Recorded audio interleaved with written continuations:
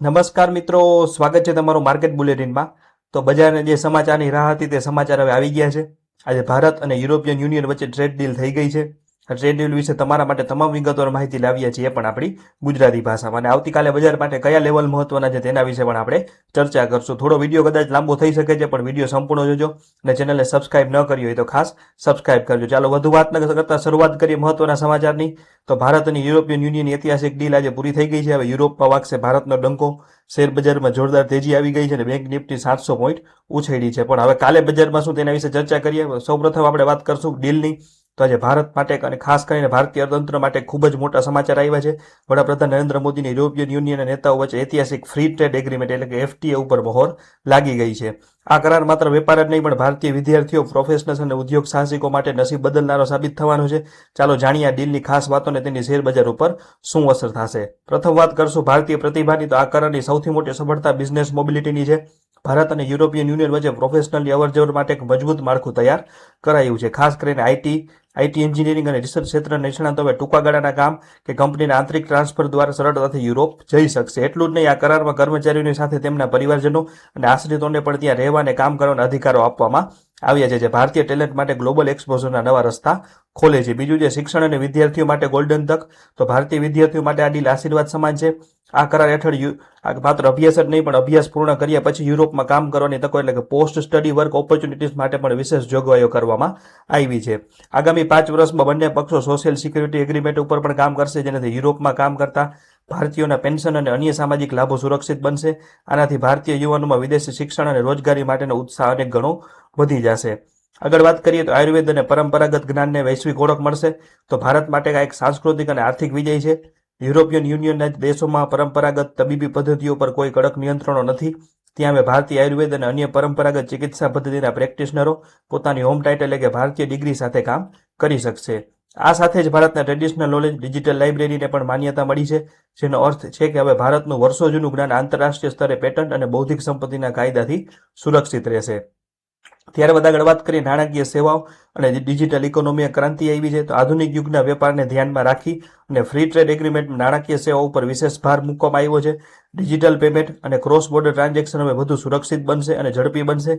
આનાથી ભારતીય ફિનટેક કંપનીઓ માટે યુરોપના મોટા બજારોમાં પ્રવેશવું સરળ થશે. આ કરારથી માત્ર વેપાર જ નહીં વધે પણ બંને પ્રદેશો વચ્ચે નાણાકીય એકીકરણ એટલે કે ફાઇનાન્શિયલ ઇન્ટિગ્રેશન મજબૂત થશે, જે સીધી રીતે ભારતના બેન્કિંગ સેક્ટર પર અને ડિજિટલ ઇકોનોમીને વેગ આપશે. ટેકનોલોજી અને ભવિષ્યના ઉદ્યોગમાં ભાગીદારીની વાત કરીએ તો ભારત અને યુરોપિયન યુનિયન હવે આર્ટિફિશિયલ ઇન્ટેલિજન્સ એટલે કે એઆઈ, સેમિકન્ડક્ટર અને ક્લીન એનર્જી એટલે કે સ્વચ્છ ઉર્જા જેવા વ્યૂહાત્મક ક્ષેત્રોમાં ખંભે ખંભો મિલાવીને કામ કરશે.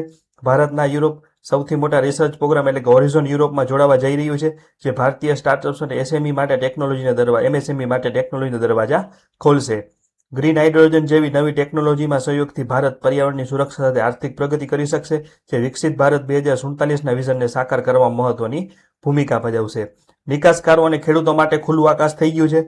આ કરારથી ભારતીય સામાન પરના ટેક્સ અને નિયમો હળવા થશે, જેનાથી આપણી નિકાસ ક્ષમતા વધે. ખાસ કરીને કાપડ એટલે કે ટેક્સટાઇલ સેક્ટર, રત્નાભૂષણો અને કૃષિ ઉત્પાદનો માટે યુરોપના 27 દેશોનું મોટું બજાર હવે વિના અવરોધે ઉપલબ્ધ રહેશે.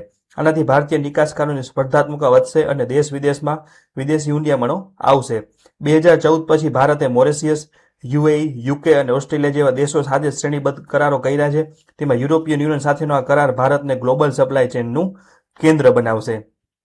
આજે જાન્યુઆરી મહિનાની મંથલી એક્સપાયરીનો દિવસ હતો. આપણે ટ્રેડ ડીલ વિશે વાત કરી લીધી. હવે વાત કરીએ બજારની. અને બજારમાં ભારે વોલેટાલિટી જોવા મળી હતી. દિવસના મોટા ભાગના સમયમાં બજાર નીચું હતું, પરંતુ 2-3 વખત ઉપર નીચે આવ્યા બાદ છેલ્લા કલાકમાં થયેલી શોર્ટ કવરિંગના કારણે નિફ્ટી અને સેન્સેક્સ દિવસની ઊંચી સપાટી એટલે કે હાઈ ઉપર બંધ થયા છે. નિફ્ટીએ 200 દિવસની એવરેજ ઉપર ક્લોઝિંગ આપીને એક મહત્વની જીત મેળવી છે.